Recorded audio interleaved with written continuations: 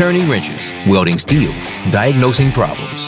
Welcome to the world of the Army National Guard 91 series of military occupational specialties. These are the mechanics and repair specialists in charge of fixing and maintaining the gear needed to keep the Army National Guard moving forward. The 91 series can be broken into two categories of focus: vehicle maintenance and equipment maintenance, with multiple jobs to choose from. On the vehicle side, you have the opportunity to work on everything from Humvees to some of the most advanced fighting vehicles in the world, like the M1 Abrams tank. If you choose the equipment maintenance side, you can learn trades like HVAC, welding, and small arms repair.